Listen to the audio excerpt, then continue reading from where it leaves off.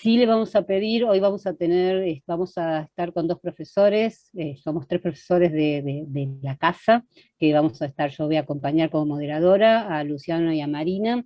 Tendrán 15, 20 minutos cada uno para exponer y después vamos a hacer preguntas. Lo que sí les vamos a pedir a todos, cerrar los micrófonos, y si alguno está abierto, seguramente yo se los voy a cerrar, no porque sea mala onda con todos, pero sino para poder escucharnos y que no se acople nada, y que las preguntas, si quieren, pueden ir escribiéndolas por el chat. Al igual, si quieren presentarse y demás por los chats, siempre están abiertos para que puedan intercambiar, contar qué hacen y quiénes son y de dónde están. Así que nada, va a empezar primero Luciano. Luciano tiene para compartir pantalla. Luciano Grassi es docente de la materia de teoría de la organización, de teoría de la comunicación, o sea, de formación de otras maestrías. Así que le damos la bienvenida a Luciano. Me dijeron que no los presente formalmente, así que ambos son comunicadores sociales, especialistas y docentes en varias universidades, pero bueno, me dijeron no formalmente, así que nada, vamos a empezar con Luciano. Gracias, y que bienvenido Luciano, y toda la webinar para vos y la pantalla para compartir. Gracias, Ileana. Gracias a todos por estar presentes, gracias a Adolfo, Fede, Marina, también por el acompañamiento en este armado. La verdad que está muy interesante esto de la expansión de la maestría, ¿no? Esta maestría por otros canales que se va haciendo regularmente, y regularmente tenemos distintos espacios donde conversar tópicos que tienen que ver con lo que trabajamos en la maestría, pero que se van actualizando, tienen ciertas cuestiones de actualización en nuestra cotidianidad, digamos. Bueno, comparto pantalla y les voy comentando de qué se trata.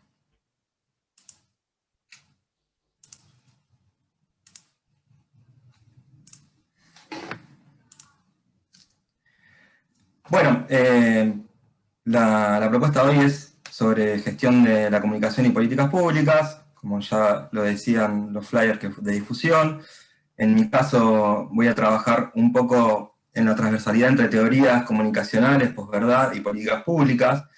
La idea justamente es dar cuenta de cómo los debates teóricos no están disociados de la gestión cotidiana, no están disociados de la discusión de los debates públicos acerca de la comunicación, no están disociados de la gestión en comunicación o del armado de políticas públicas. Y para eso vamos a trabajar un poco del tópico de posverdad y fake news, que es una discusión que está muy presente en los últimos años y muy presente a nivel global. Antes de meterme con fake news, quería indagar en torno a qué entendemos por fake news y de dónde viene el concepto de fake news, y dar cuenta de, bueno, de cuando hablamos de fake news o noticias falsas o desinformación, no es algo nuevo tampoco, ¿no?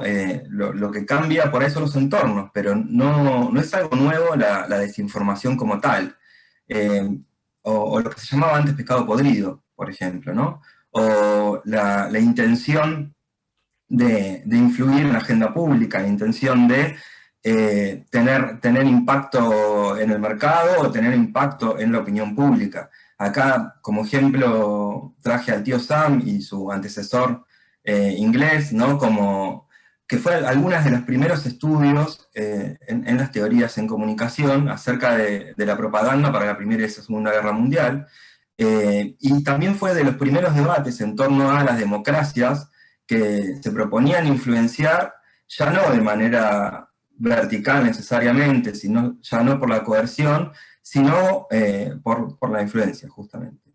La idea del tío Sam en su momento era el lograr, por un lado, voluntarios a la guerra y por otro lado, adeptos. Ahora bien, la fake news. La fake news es una noticia falsa, ¿no? La traducción concreta, pero circula de distintas maneras. Por un lado, como decíamos, podemos pensarla en los medios tradicionales, en términos de noticias falsas, o también a través de la circulación entre individuos, organizaciones, y las redes ha potenciado mucho eso. y además algunos atributos en los cambios tecnológicos de los propios medios. Luego avanzamos también sobre eso. Tenemos también antecedentes súper clásicos, digamos, los traje también solo para ponernos en recuerdo de noticias falsas y de circulación, o de la intención de dar cuenta de cómo los medios marcan agenda, de cómo los medios tienen una influencia, de cómo también hay una práctica cultural en torno a cómo concebimos los medios y la institucionalización de los medios. Estos tres ejemplos que están acá son clásicos, ¿no? El clásico de Orson Welles hablando de la guerra de los mundos. Después hubo debates en torno a qué pasó efectivamente, si tenía que ver con eso, si tenía que ver con el acuerdo de Múnich y lo que había sucedido a partir de eso en torno al pánico social. Y luego las historias de Pergolini en radio, que tuvo dos secuencias, ¿no? En su momento la muerte de Phil Collins en el 92, y luego en el 2017, ya sí por redes, solamente por redes, promover desde la radio que los usuarios generen un hashtag en Twitter acerca de un supuesto diálogo o supuesta entrevista con Messi, y que empiecen a partir de ahí, dar titulares. Y cómo los medios luego levantan esos titulares, así como levantaron en su momento la muerte de Phil Collins, o así como tuvieron esa difusión rápida de la invasión extraterrestre en el 38. Y en realidad lo que dan cuenta acá también es un poco de esa incidencia de los medios en nuestra vida cotidiana, que fue transformándose, sin duda fue transformándose, pero que sigue teniendo un lugar de referencia muy fuerte. Ahora bien, ¿en qué se basa un fake news?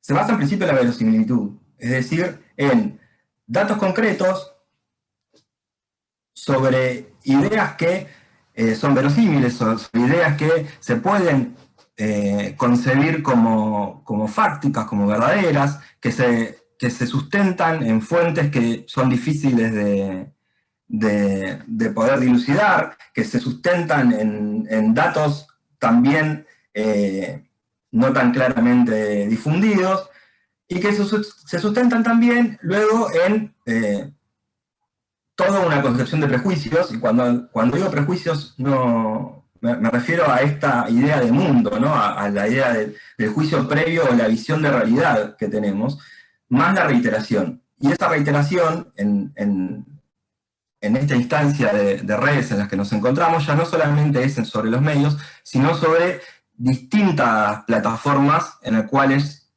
podemos ver la fake news, lo cual hace que se retroalimente.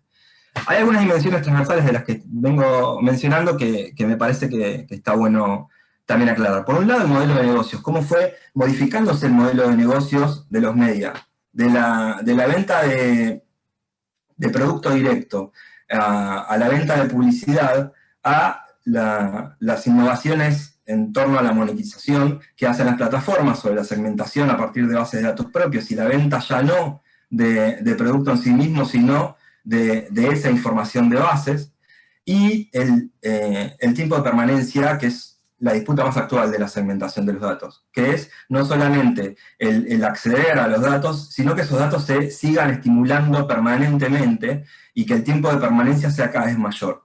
En eso, hace creo que 2 años, el CEO de Netflix dijo una frase que fue muy potente, dijo que hoy competían con el sueño.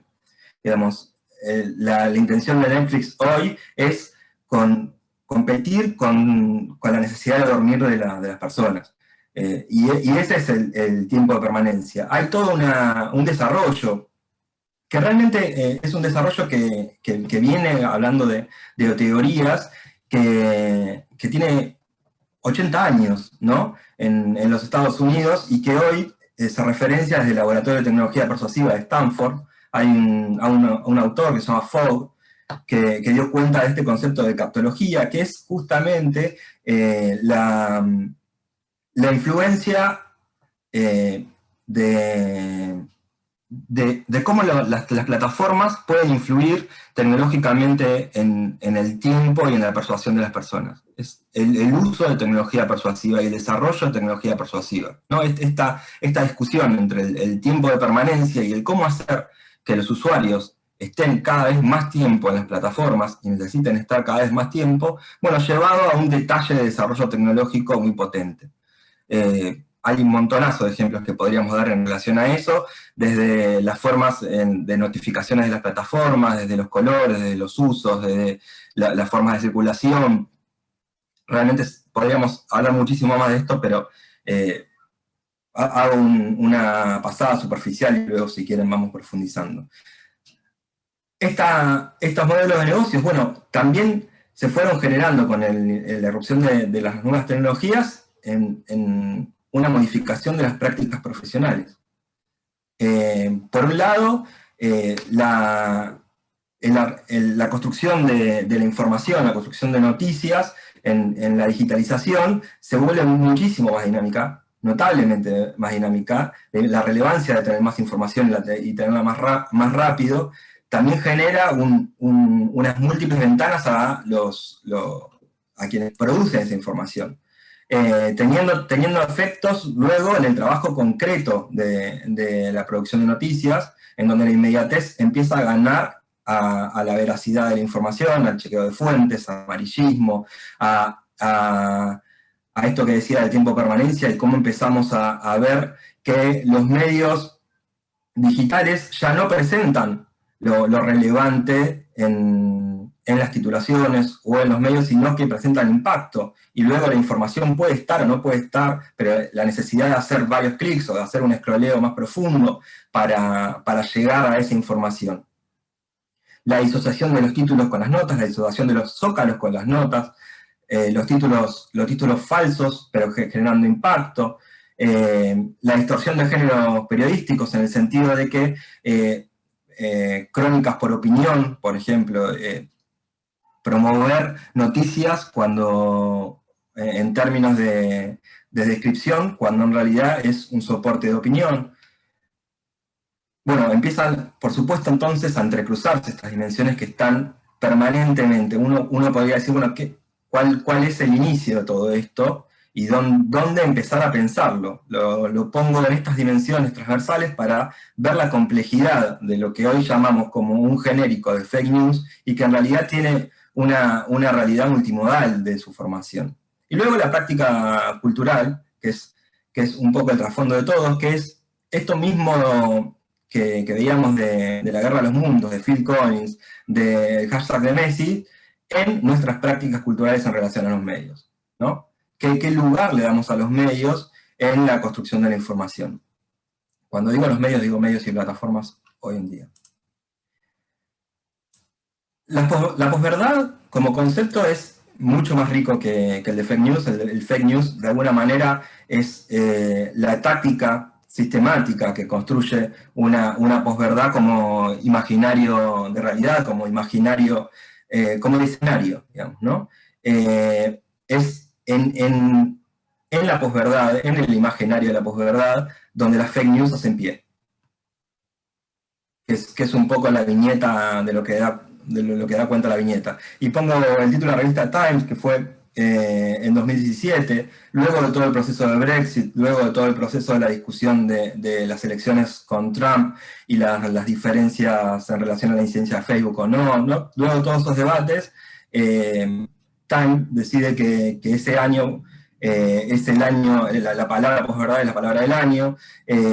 Esta etapa además es una reminiscencia a una etapa, creo que es del 68, que decía está Dios muerto, y le cambian ahora por la verdad para pensar en este escenario. Este escenario de fake news y de posverdad la venimos claramente escuchando mucho más potente en los últimos años, y sobre todo la vemos abordar por distintos mandatarios, de distintos perfiles, de distintas formas, en todo el mundo. Ciertamente empieza a haber discusiones en torno a las plataformas, a su rol en relación a la información, a su rol en relación al sistema de medios, a su rol en relación a los usuarios, que dejan un montón de preguntas y de interrogantes y de ideas para seguir pensando. Ahora bien, hay algo que se viene discutiendo en torno a esto, que les decía de muchos mandatarios dando cuenta de la situación de la fake news y de esa incidencia, y cómo esa incidencia transforma las reglas del espacio público, de la cosa pública. Es la pregunta, por un lado, de la neutralidad de los medios, que es una pregunta clásica, que es una pregunta que ya está respondida, digamos. Es una pregunta que sí tenemos más nociones, y la otra es la neutralidad de las redes, que es una discusión muy potente, es una discusión muy de fondo, porque la neutralidad o no neutralidad de las redes va a diferir entonces de que pueda ser considerado o no un medio. Perdón, vuelvo para atrás.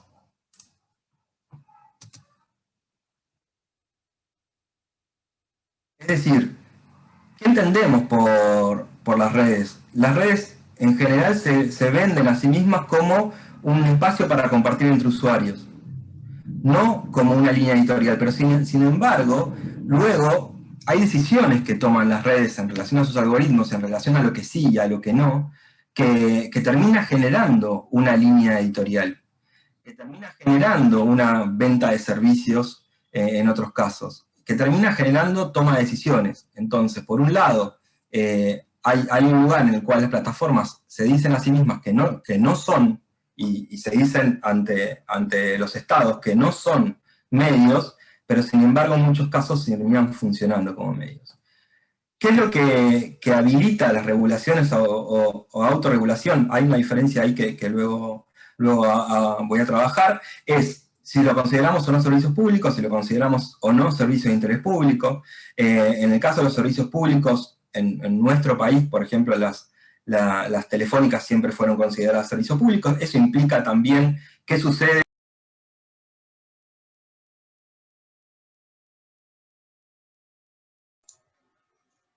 Se desconectó, Se desconectó Luciano, se lo perdimos. le perdimos a Luciano. Lo perdimos a Luciano. Sí, ahora voy a ver. ¿Querés bueno, me parecía súper interesante lo que estaba hablando, nos quedamos con ganas de seguir así más. ¿Querés empezar a ver si vos, Marina, o querés que esperemos a Luciano? No ¿Quieres sé. que esperemos 2 o 3 minutos? Si no, yo ahora Sí. arranco. Ok, porque Vamos no a veo ver que si se lo está... recuperamos. Sí. Sí, me pareció que ahora nos quedamos todos con el tema de... Ahí no. Con la intriga. Sí, yo me quedé con una intriga bárbara, aparte por un montón de preguntas, por el tema de las fake news y todo el tema viste, de las plataformas y las regulaciones, que me parece sumamente interesante. Sí, súper interesante, dice Carla. Sí, sobre todo el tema de las fake news, digamos, cómo se hace ese uso de las fake news, y yo creo que hoy por hoy también hay como un abuso también de decir que todo termina siendo fake news, ¿no? O sea, uno se pone a dudar si realmente es o no eso. Entonces, también es un tema para trabajarlo, ¿no? Porque empezó hace mucho tiempo, pero no necesariamente hoy tiene el mismo sentido que antes. Sí. ¿Querés Sí. Es Me un parece que debate no. totalmente actual. ¿Y qué te parece? Creo que, y el tema de las regulaciones a nivel de los medios de comunicación y de las plataformas también, que era lo que justamente iba a empezar a hablar Luciano, que tiene en qué contexto se regula o no, o si es viable o no las regulaciones a través de los medios de comunicación, y qué contexto se da ese tipo de regulación. Me parece que Exacto, eso de es lo que regulación, empezaba autorregulación, sí. exactamente. No sé si querés que arranque, Ile, o querés que esperemos un ratito más. Estoy tratando de comunicarme con Luciano a ver qué pasa, si no arrancá, porque le quedan 5 minutos. O sea, así que empezá vos y de última hacemos el cierre con Luciano cuando se pueda conectar. ¿Tenés para compartir pantalla, Marina? Sí, dale, eso te iba a preguntar. O Ahí sea, así, arrancamos. sí, y una de las cosas que quería comentar, o sea, así como Luciano, o sea, estaba hablando que tiene que ver con teorías de la comunicación, pero esas teorías bajadas y contextualizadas a cuestiones y acciones concretas. Marina es docente de la materia de gestión de las comunicaciones en políticas públicas. Entonces, o sea, de qué manera vamos a trabajar, digamos, el tema de comunicación y política pública, y cómo se engancha o se articulan estas cuestiones, digamos. Con lo cual es sumamente interesante, digamos, el tema, que se engancha con lo que estaba hablando Luciano. Así que todo tuyo. Ahí está tratando de engancharse Sí, Luciano. me está escribiendo, así que le aviso que arranco y que él esté tranqui. Claro, que Bueno, buenas tardes a todos y a todas. Gracias Ileana, gracias Adolfo, gracias Fede. Bueno, espero que vuelva a aparecer mi compañero. Efectivamente, como les comentaba Luciana, yo voy a hablar un poco de la cocina de las políticas públicas, más acotadamente, y trabajando un poco qué es una política pública, cuál es el ciclo de la política pública y cómo efectivamente se formula una política pública, ¿no? ¿Qué hay el detrás de escena? Digamos, si uno trabaja en una radio diría, bueno, ¿cuál es la parte de producción? Efectivamente, esta es la producción de la política pública, diríamos. Primero, algunos conceptos como para dejar una línea editorial de qué estamos hablando cuando hablamos de determinadas cuestiones. Por un lado, hay un común denominador de varios autores que encabezan la lista Oslak y O'Donnell, allá por los años 1990, definiendo que una política pública es un conjunto de acciones, decisiones u objetivos que lleva a cabo un gobierno en un momento determinado para solucionar aquellos problemas que tanto el gobierno como la sociedad consideran prioritarios. Es decir, que se busca responder a las diversas demandas que surgen de la sociedad civil. Y en este aspecto es importante tener en cuenta dos cuestiones. Una es esto, digamos, si bien es una modalidad del Estado, cuyos temas de atención está centrada por el Estado, por el gobierno, por la sociedad civil, la política pública no surge únicamente como iniciativa del Estado o del gobierno, sino que hay muchas iniciativas de política pública que provienen de la sociedad civil. Entonces, en ese aspecto es importante tener en cuenta que para que haya políticas públicas genuinas se requiere de la participación de la sociedad civil, se requiere de la participación de la ciudadanía. En ese marco también se comprende que las políticas públicas son una forma o una manera de restituir derechos sociales que por alguna razón habían sido confiscados. Entonces, cuando hablamos de derechos sociales en democracia, hablamos también de redistribución del poder, hablamos también de titulares de derechos, no de beneficiarios, hablamos también de inversión social en una política pública, hablamos de participación genuina. Entonces, si bien no hay políticas públicas sin una pluralidad de actores sociales, es necesario que justamente para que haya una ciudadanía informada, activa, participativa, se arbitren los medios o los espacios deliberativos para consensuar los problemas que se van a trabajar, que se van a enfrentar, y se realicen diagnósticos participativos y se utilicen metodologías de trabajo rigurosas para que efectivamente se pueda trabajar de acuerdo a una responsabilidad compartida. Esto también refiere a lo que se conoce habitualmente como gobierno abierto, ¿no? Que es este nuevo paradigma de trabajo que no solo mezcla los principios de transparencia y rendición de cuentas, sino también de participación y colaboración. Es decir, que se le otorga al ciudadano la posibilidad de traer o de brindar demandas concretas y se involucre en la tarea de gobernar. Entonces, bien, ¿desde qué lado uno participa o desde dónde uno participa? Y esto tiene que ver con la perspectiva comunicacional, es decir, cada uno habla desde su marco de referencia, desde sus propios valores, de su cultura, de su historia, desde sus principios. Dios, si recuerdan en algún momento haber leído a Carlos Matus, que habla siempre de planificación estratégica, él va a decir, una explicación no es independiente de quién explica, para qué explica, desde qué posición explica y frente a quiénes explica. Es decir, si yo quiero reflexionar desde dónde miro lo comunicacional, tengo que entender que la comunicación no es únicamente una herramienta o un medio, no es únicamente un dispositivo tecnológico que sirve para producir mensajes o productos comunicacionales, sino que tengo que pensar la comunicación desde las vincularidades, desde la relación entre sujetos, desde la comunicación entendida como proceso social de producción e intercambio de sentido.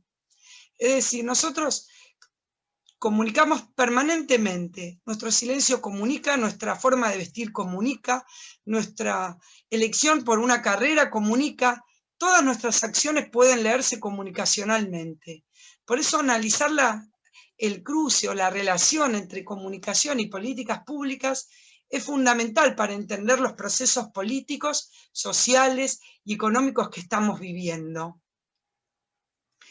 Pero digo, cuando uno se pregunta qué es lo que comunicamos, una estrategia de gobierno no tiene objetivos comunicacionales, tiene objetivos políticos, pero la comunicación sí está al servicio de la política. No es una finalidad en sí mismo, pero sí es una herramienta que se utiliza para una comunicación política. Y entonces, en eso hay que entender, primero que cuando se habla de comunicación de gobierno, no es campaña electoral. Comunicación de gobierno busca ganar la opinión pública, al igual que una campaña electoral, pero las reglas de juego son distintas. Digo, ¿qué es lo más importante? Definir qué es lo que se comunica. ¿Por qué? Porque no se puede comunicar cualquier tema, porque no se comunica lo que se quiere, porque se trata de prestar atención principalmente a lo que la gente quiere escuchar. Y en eso también hay una dicotomía, digamos. Siempre escucho un montón de anécdotas de que muchas veces lo que un funcionario quiere comunicar no siempre es lo que los técnicos o los especialistas en comunicación quieren decir. Digo, entonces, bueno, uno lidia no solamente con el contexto, sino con sus jefes, diríamos. Entonces, es muy importante, digamos, contar con un equipo interdisciplinario que pueda complementar miradas, saberes, experiencias, que se pueda pensar estratégicamente qué cosas la ciudadanía está necesitando, qué cosas demanda la sociedad civil, y realizar justamente estos diagnósticos participativos para poder tener en cuenta la opinión y la mirada de todos los involucrados. Entonces, ¿cuáles son, digamos, las preguntas que en primera instancia se realiza cuando uno busca hacer una estrategia de comunicación de gobierno? Primero, concretamente, ¿qué es lo que piensan los ciudadanos? ¿Cuáles son sus demandas?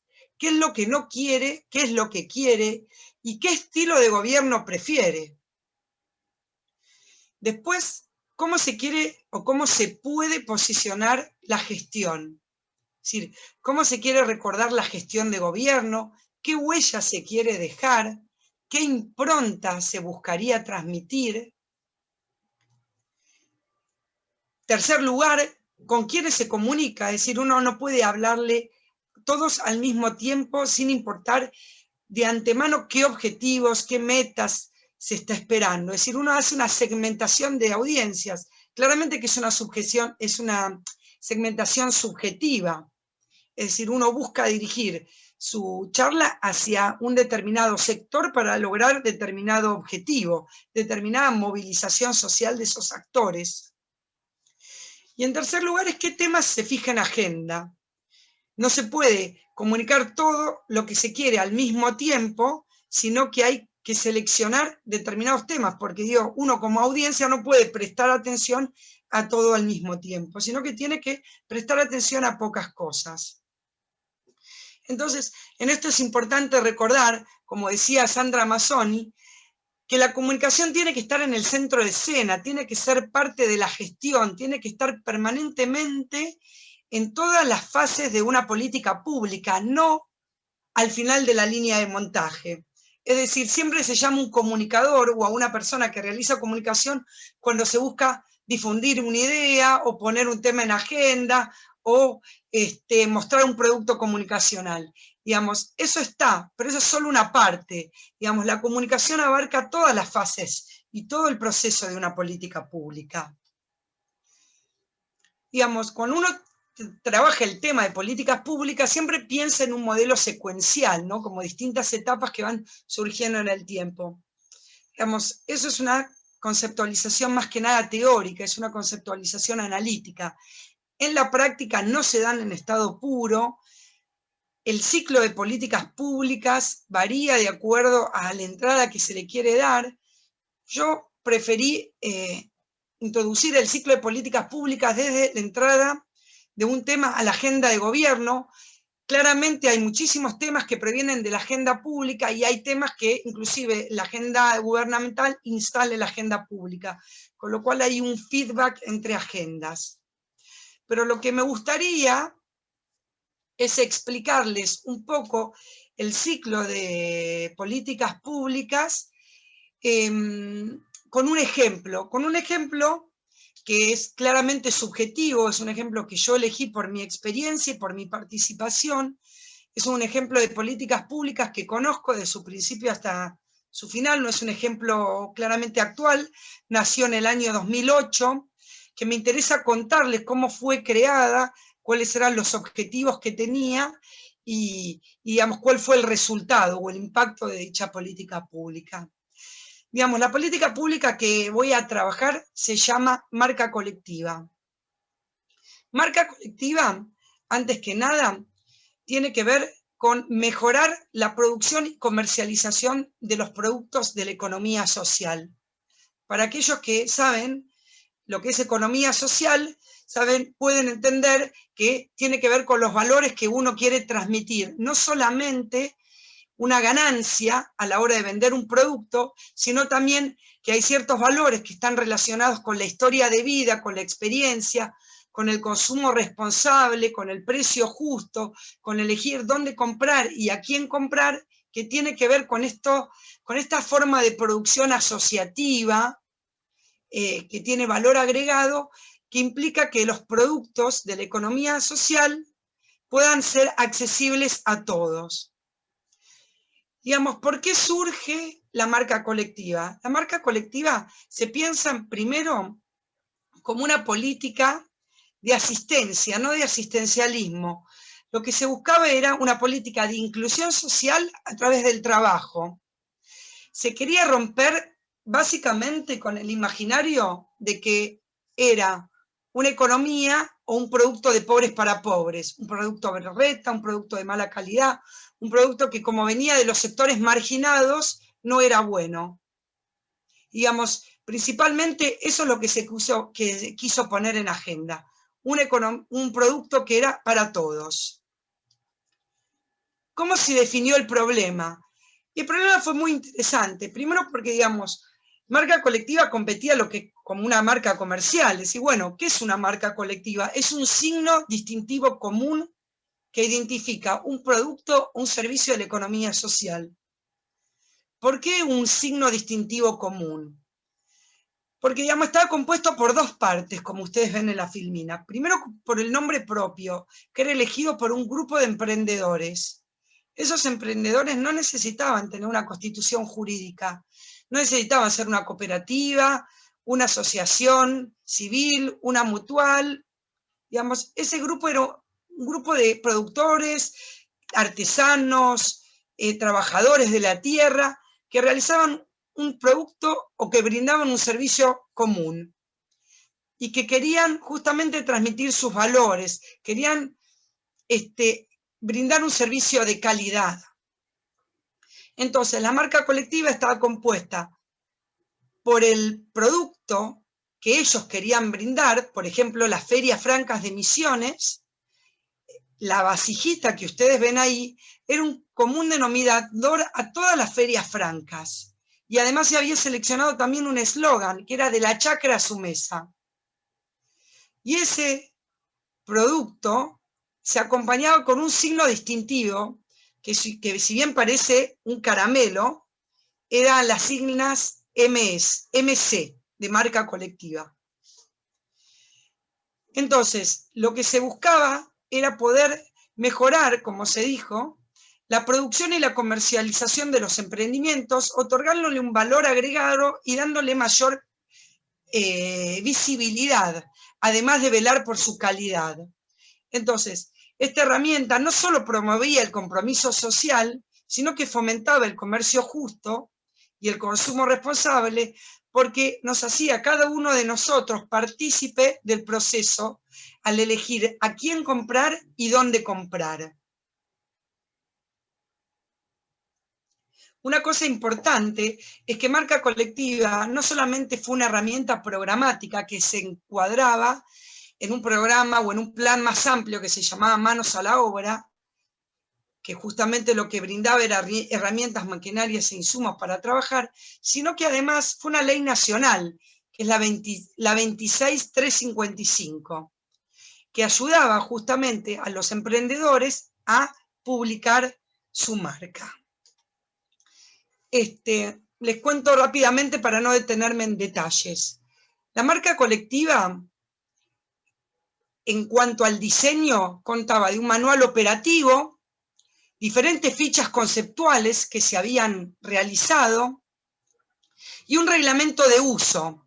Y esto era muy importante porque se generó un trabajo participativo que permitió trabajar con emprendedores, con la provincia, con los municipios, para saber cómo ellos podían mejorar su producción y su comercialización. Entonces se generó un formulario que permitía conocer la historia de los emprendimientos, los logros, qué productos se estaban vendiendo, qué estrategias de comunicación. Y además se definió un procedimiento de implementación para conocer desde el principio al final cómo se manejaba un expediente y, digamos, un poco también calmar las ansiedades. Se trabajaron con capacitaciones y asistencias técnicas porque intervinieron distintos organismos para brindar, digamos, este tipo de ayuda, ya sea en calidad, en procesos productivos, en visibilidad, y también se contó con la colaboración del INPI para inscripción de la marca. Y la Facultad de Arquitectura, Diseño y Urbanismo era la que ayudaba a los emprendedores a realizar el logo y el eslogan. ¿Cómo se implementó esta política pública? Digamos, es interesante que si uno se pone a pensar en una gestión de gobierno, siempre lo que es más comunicable son los eventos mediáticos.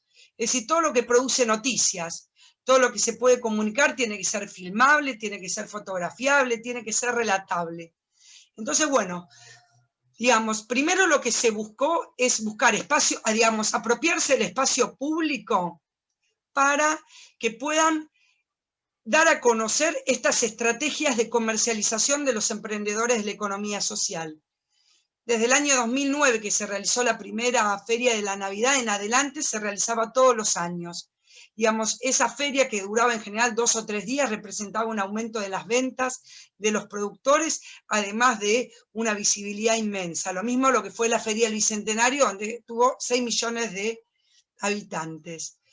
Entonces, digamos, es muy importante decir que si una gestión quiere ser participativa, tiene que mostrar las reuniones de trabajo, las reuniones donde participaron los emprendedores, donde colaboraron en la definición, las capacitaciones que obtuvieron.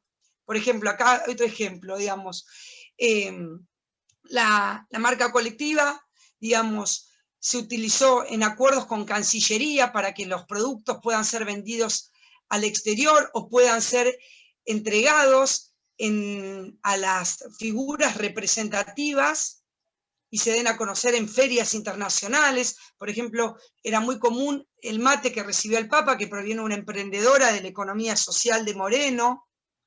Se hicieron catálogos para la venta de esos productos. Y también se armó una discusión interesante, que es si marca colectiva debería ir en góndola o no.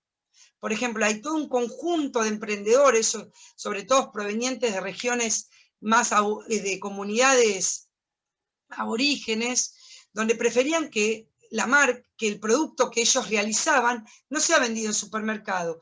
Ellos preferían que la venta sea realizada directamente con el consumidor para poder explicarle su historia, para contarle cómo había sido su trabajo.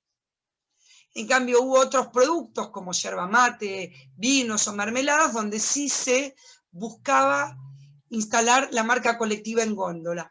Pero toda esa implementación de la política, fue interesante el trabajo colectivo de diagnóstico y de participación que se hicieron con mesas de trabajo. Hubo como 600 20 mesas de trabajo donde participaron provincias, municipios, emprendedores, para conocer dónde vender, cómo instalar su producto, la presentación, el packaging, los folletos, digamos, un montón de trabajo detrás de escena para poder implementar esa política. Y por último, la evaluación, digamos. La evaluación está dada más que nada por, desde el lado del ministerio, el rendir cuentas, la transparencia. Del lado de los productores, conocer sus productos. Por ejemplo, alguno de los logros fue la visibilidad que ellos adquirieron, el instalar conceptos como el precio justo y el consumo responsable. En otros tiene que ver con los conocimientos que adquirieron, o la inserción en el mercado nacional e internacional, el incremento en los volúmenes de venta y producción, y el inclusive ser proveedores del Estado. Como estoy tiempo, me gustaría dejar una frase para reflexionar, de mi amigo Washington Uranga, muy conocido, que dice que el mejor aporte de los comunicadores a la política es desarrollar prácticas que acaben con los invisibles y con las invisibilidades. Bueno, muchas gracias. Gracias, Marina, muchas gracias. Me gustaría retomar en donde dejó Luciano, que no sé por qué justo en las telcos, viste, se te cortó en las telcos, viste, no sé qué quiere decir eso, pero bueno, vos harás... Podríamos decir algunas suspicacias, pero las dejamos claro, mejor, ¿no? Déjalo, bueno, no sé, vos sabrás. Así nos permiten seguir hasta el final. Exactamente. Acordate que no tenemos tanto tiempo, así queda un tiempito más para las preguntas, pero bueno, nada, todo tuyo.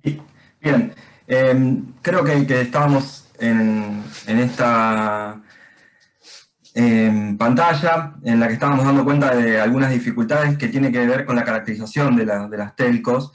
Como bien decían, hay hace muchos años con la convergencia digital por un lado, pero luego con la convergencia de servicios, hay esas barreras que antes teníamos en términos de regulación y también en términos de modelo de negocios, se empiezan a acusar mucho más fuerte. Y las preguntas en torno a cómo cómo considerar a las plataformas modifica sustancialmente entonces el cómo se pueden generar o no políticas públicas. Y se vuelve siempre entonces a la consideración de qué entendemos por comunicación en esos casos, ¿no? Hay distintas iniciativas que se fueron dando en muchísimos países y es sistemático, dispares, algunas enfocando en el modelo de negocios, algunos enfocando en su forma, algunas enfocando en su contenido. Desde Estados Unidos, la jurisprudencia, si bien no tienen políticas directas en algunos casos, la jurisprudencia viene considerando a las plataformas no como medios de comunicación. La Unión Europea hace varios años que viene realizando gestiones regionales, pero también país a país, en torno a los contenidos y las políticas las políticas en contra a mensajes de odio. Alemania acaba de sancionar una ley en torno a eso mismo, con multas muy, muy caras si no se borran mensajes de odio en 24 horas. Inglaterra creó una comisión especializada para análisis de la desinformación. En nuestra región, en realidad, la discusión sobre las plataformas tiene más que ver con su forma que con su contenido. Tuvimos un proceso de discusión fuerte cuando Uber y el gobierno de la ciudad en su momento tuvieron formas en cómo considerarle. Eso pasó lo mismo en Chile.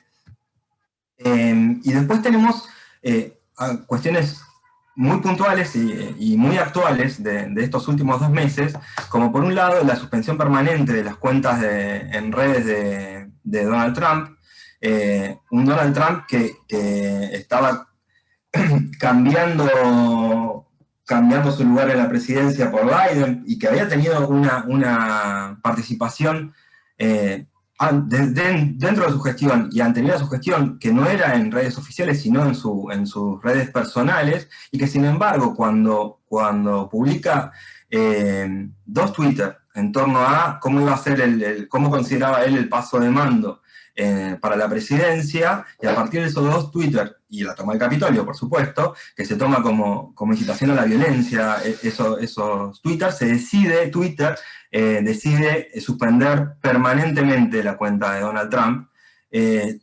Una cuestión que, como cuando decíamos hoy de la neutralidad de las redes, bueno, pone en discusión justamente esa neutralidad. ¿Qué quiere decir esa neutralidad y autorregulación? Twitter, como vemos aquí abajo, tiene reglas a partir de acuerdos con países, reglas y políticas de Twitter que autodetermina. De hecho, si vemos la carta de suspensión, que es lo que está arriba a la izquierda de Twitter para tomar la decisión, habla desde un nosotros. Nosotros decidimos hacer esto a partir de la intervención de un usuario, en este caso es Donald Trump, no en una cuenta oficial del Estado, sino en sus cuentas personales, y decide una suspensión permanente. Ahí hay algo en torno a los límites de la regulación y de la autorregulación de estas telecomunicaciones, de estas plataformas, que empieza a cuestionar o no esa neutralidad, que empieza a decir, bueno, hay una línea editorial entonces. Algo muy significativo está pasando ahora en Australia en torno a una ley que tiene media sanción en Australia, perdón, que lo que hace es que Facebook tiene la obligación de pagar un porcentaje de publicidad a los medios tradicionales por el uso de sus noticias.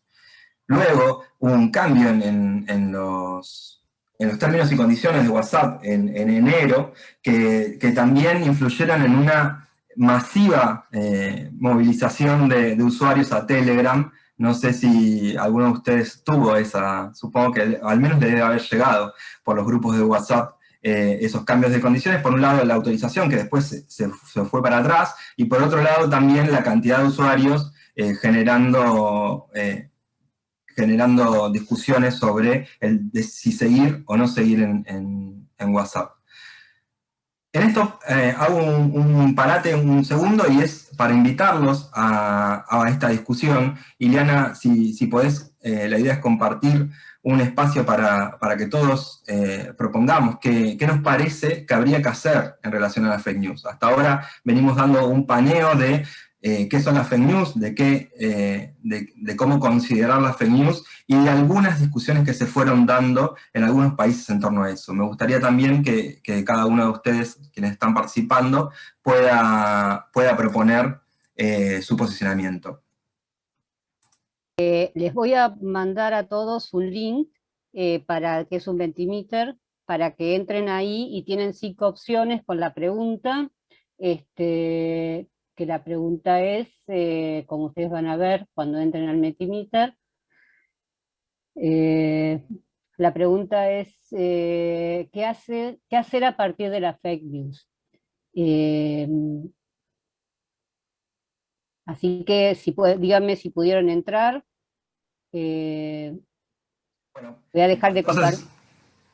Ahí tienen para ir votando, más que votar, para poner las palabras o las frases que ustedes quieran, y vemos cómo se está armando. Lo que vamos a tener ahí entonces es una nube de palabras y de frases a partir de la participación de todos, de algo que de nuevo es un debate interesante que se dé en el espacio público. Por ahora no tengo a nadie que esté escribiendo. Díganme si pudieron entrar, porque no veo a nadie todavía. Ahí están entrando. Muy bien. Bien. Bueno, para ir cerrando, hay dimensiones de todas estas problemáticas que venimos conversando que tienen que ver con las políticas públicas, es decir, con el hacer en el espacio público, con la construcción de regulaciones, con la construcción de medidas, con la construcción de acuerdos en torno a eso.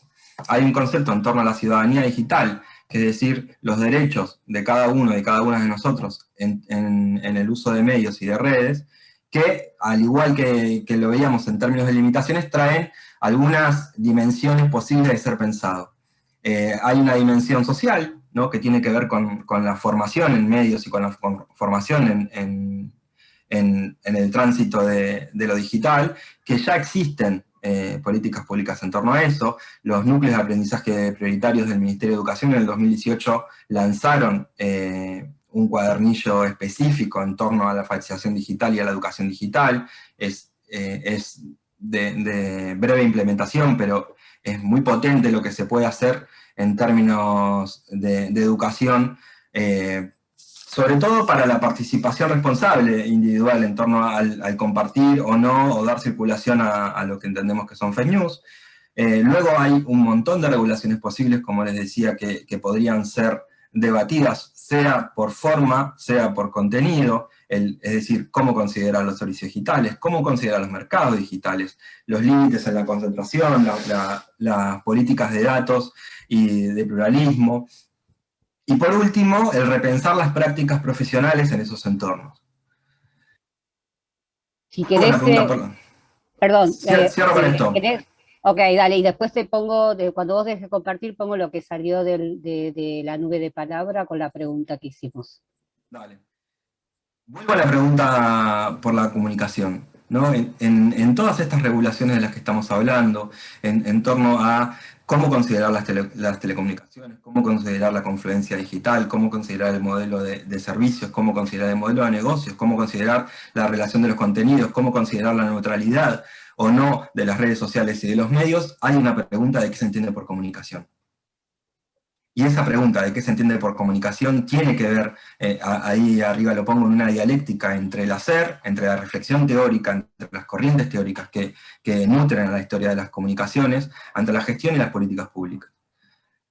Esta pregunta, como le decía al principio, en relación a las noticias falsas, si es una novedad al hablar de fake news o de desinformación, que me parece un poco más apropiado nombrarlo en esos términos, bueno, es una discusión que no es nueva. No es nueva tampoco en las corrientes de discusión teórica de comunicación. La regulación de la televisión fue el puntapié de Antonio Pasquali hace 60 años cuando hablaba, fue la discusión del nuevo orden mundial de la información y las comunicaciones en los 70 y los 80, fue la Cumbre Mundial de Sociedad de la Información en los 90 y en los 2000, es la discusión sobre la gobernanza internacional de Internet, porque todavía sigue teniendo sede local con una influencia muy superior de un país por sobre el resto de la comunidad, de las regulaciones soberanas en relación a las plataformas que tienen sedes en otros países y los términos y condiciones de los cuales firmamos cuando nos subimos a cualquiera de esas redes son en otros países, sobre las relaciones laborales en esos países, sobre los contenidos, sobre los datos, ¿no? Hay, como decía, es un tema de múltiples factores, de múltiples niveles, que me parece que hay que dar una discusión en esos términos, hay que dar una discusión de múltiples niveles. Lleva a discusiones nuevas, porque las regulaciones que tenemos, o que tuvimos en torno a medios, en las políticas públicas que tuvimos en torno a medios, no son aplicables de igual manera a las plataformas, y hoy habría que repensarlas en su conjunto. Y para eso, vuelve a la primera pregunta, ¿qué entendemos por comunicación? ¿Qué entendemos que son estas plataformas en relación a la comunicación? ¿Cómo se entienden a sí mismas en términos de comunicación? Bueno, dejo abierto y seguimos con las preguntas. Para que voy a compartir la pantalla, Luciano, para que vean cómo quedó lo que escribieron. Porque no quedó una cosa bastante interesante que me parece que tiene que hacer a partir, o sea, que hacer a partir de la fake news, ¿no? Que parece que lo que más salió fue el no compartir, el denunciar, y cotejar la información, buscar fuentes, buscar otras, creo que buscar las fuentes o identificar las fuentes es lo que más, digamos, puesto de distintas maneras, es lo que más prevalece.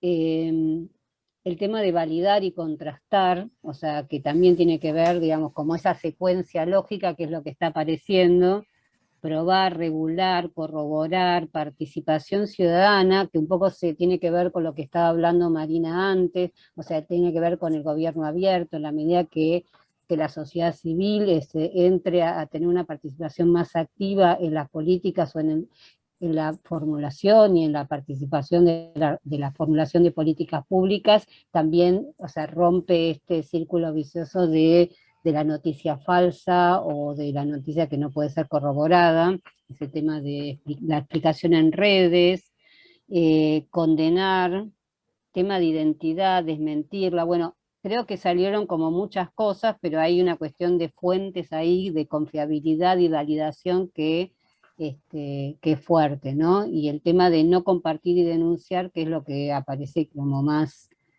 lo que más se planteó. Así que esto es lo que es, Y sí, diría algo, de lo que veo, de lo que se planteó es el lugar del usuario, ¿no? De lo que más se ve en relación a esto es qué hacer, la respuesta del qué hacer es qué hacer cada uno de nosotros.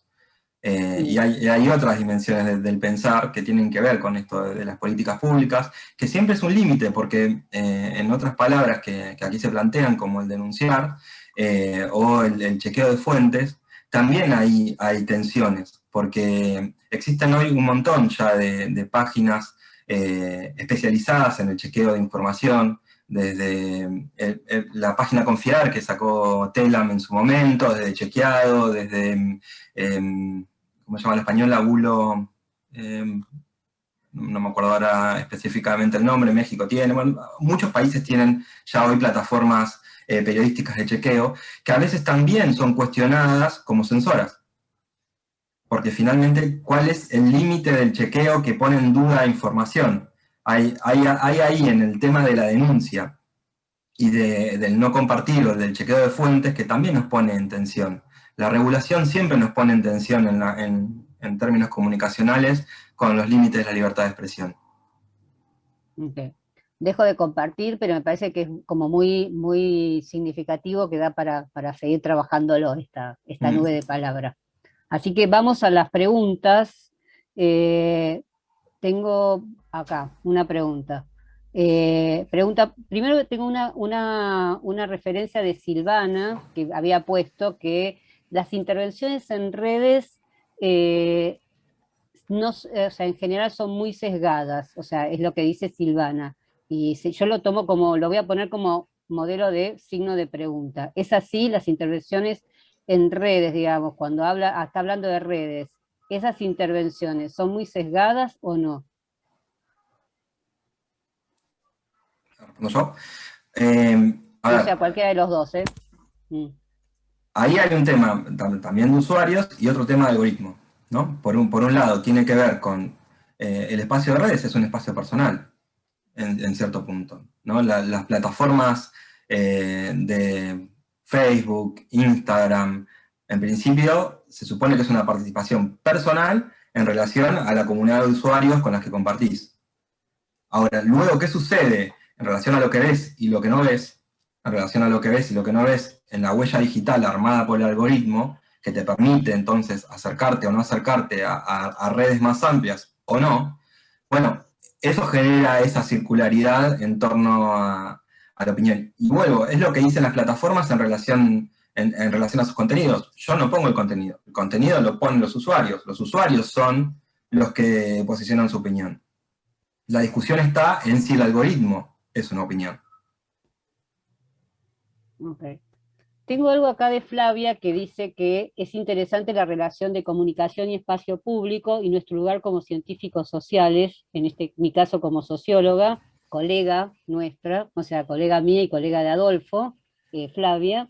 Como socióloga tomo este espacio como clave de análisis para ver la forma de construcción de representaciones sociales e interacción situada. A mí, o sea, no sé cuál de los dos quiere contestar, a mí me parece alucinante el tema de la comunicación y el espacio público, porque siempre me fascina, pero no sé cuál de los dos quiere contestar esto que está planteando Flavia, que no es una pregunta, pero que me parece viola como un kickoff para hablar. Sí, si me permitís, Lu, digamos, claramente el espacio público es el lugar por excelencia de la comunicación, digamos, es como la espectacularización de la política pública.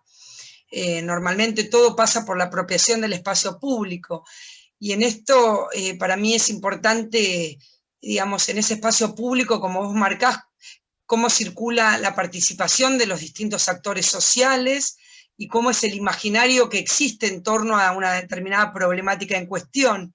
Y en esto sumo algo que planteaba Adolfo, con esto de cuánto permeable es la libertad de expresión o la transparencia de acuerdo a la línea editorial a la cual vos pertenecés. Y digamos, tiene que ver un poco con lo que marcaba Ileana de gobierno abierto, digamos, justamente hoy por hoy el gobierno en todas sus dimensiones, tanto provincial, municipal como nacional, está buscando espacios de colaboración y de participación con la ciudadanía. Se dieron cuenta que el modelo de arriba hacia abajo quedó en desuso, que ya no va más, sino que, digamos, se requiere y es necesario de metodologías participativas y rigurosas para poder encontrar voz en los invisibles, como decía yo, y poder tener políticas públicas exitosas, entre comillas, justamente en función de las demandas de la sociedad civil.